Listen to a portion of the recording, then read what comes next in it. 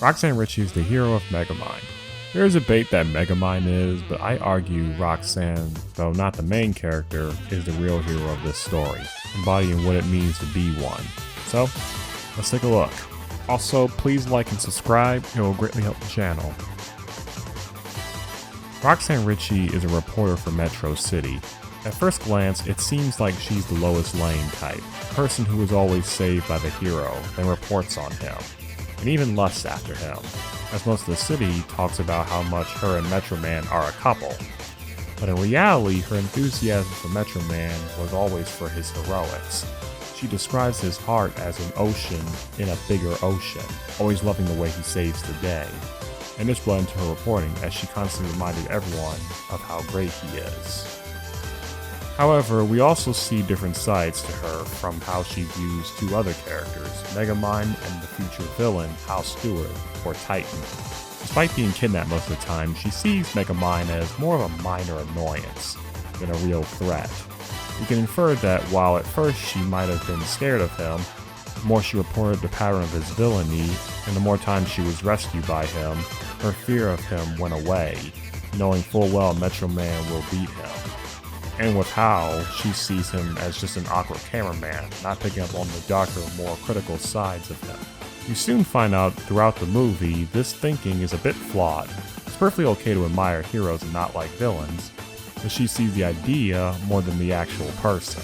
So once Metro Man dies, her world gets shattered since it tears apart her initial belief that Metro Man always wins. However, she clearly still holds on to those heroic beliefs. However, she feels powerless to do anything about it, due to being so used to being rescued all the time. But that all changes when she runs into Megamind in disguise, and she says someone can take the fight against Megamind, saying heroes aren't born, they are made, which gives him the idea to make his own hero, another Metro Man. And while he was probably thinking of the power part, she says that being a hero requires bravery, strength, and determination, which is probably the first step in Megamind himself becoming a hero. Megamind's ambition to make a hero also gives her the motivation to take action, as she tries to hunt down Megamind herself, taking the fight against him instead of waiting for someone else to do it, since she already has the wisdom of what it means to be a true hero, using some quick thinking and reporting skills to find a way to stop him. We then see Megamind and Roxanne teaming up to stop himself, and they each get to know each other. Due to Roxanne liking and appreciating his personality, he is seemingly motivated to start doing good, and he starts cleaning up the streets, cleaning up the park, and opening up the banks. Now before I go any further, let's talk about Megamind's past for a minute.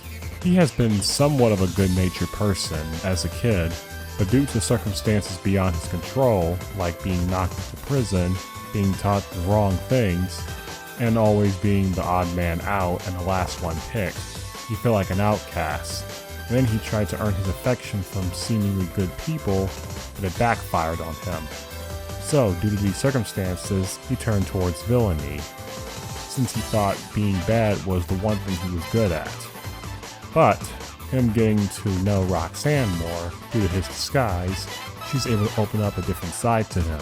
This allowed him to do more good, and finally being respected by someone who believes in being a hero for the sake of it. It made him realize how good being a hero is, making him question if he still wants to be a bad guy, and even Minion picks up on his strangeness. There's also this interesting detail where Roxanne says that her and Metro Man were never a couple, which even surprises Megamind, as it was quite the talk of the town.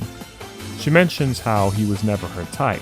Again, she admired the principles he stood for, but Metro Man himself was never her type, which makes the next scene where Hal tries to meet Roxanne very telling. For a while, Hal thought Metro Man and Roxanne were a couple, but he thought it was for superficial reasons, like saving her and having powers. Since the start of the movie, he clearly doesn't care about what heroes stand for, since he mocked her speech about how heroic Metro Man is, and only tried to retract himself when he finds out that the speech was written by her. However, Hal did admire the powers he had and the cool stuff he did, saying if he had his powers, he would be using them to watch her. So, once he gets them, Hal thinks he could impress Roxanne by doing the stuff that he saw Metro Man did. But of course, this doesn't work, and this makes him go full-on supervillain. And while this is a catalyst, Roxanne was the one who told Megamind that Hal is the worst possible person to be a hero. Though she probably didn't expect him to be a villain, she definitely knows he doesn't have what it takes to be a hero either. Perhaps if Megamind spent more time with her before he tried to create his own hero, maybe he could have solved the problems with Hal sooner. While on her date with Megamind, he mentions that if he didn't look like a human, would she still enjoy him? This is an obvious test, thinking back to the time where he was picked on, possibly because of his appearance, and she says she would, saying you don't judge someone by the way they look, but by their actions. This is possibly the biggest wake-up call for him in terms of getting him to change. Unfortunately, this disguise is accidentally revealed, and Roxanne finds out the truth, and because of her perception of him as a villain, she thought this was all a manipulation. However, through some circumstances, she finds out Metro Man survived. And once Metro Man tells his story, Roxanne is furious. She held him up so high as a hero who would do anything for the people, but she finds out that he deserted the people, and actually wasn't ever invested in being a hero. He played the part because the city appreciated him, but eventually he got sick of being a hero. She tries to get Megamind to help her stop Titan, but he says he's just a bad guy.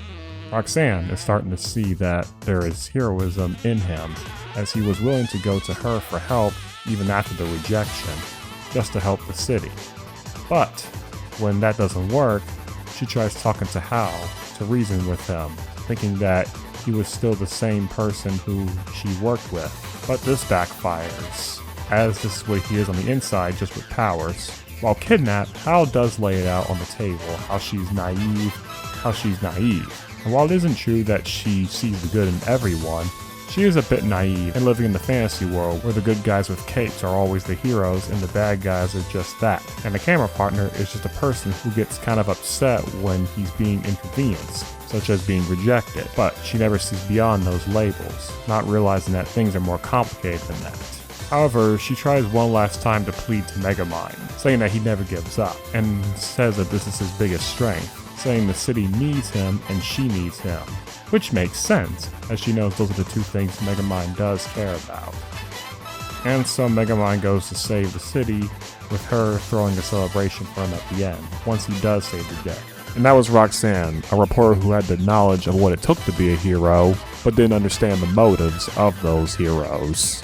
But thanks to a series of events involving Metro Man faking his death, she was able to see that her same knowledge of heroism and villains could be applied to others. Thanks for watching.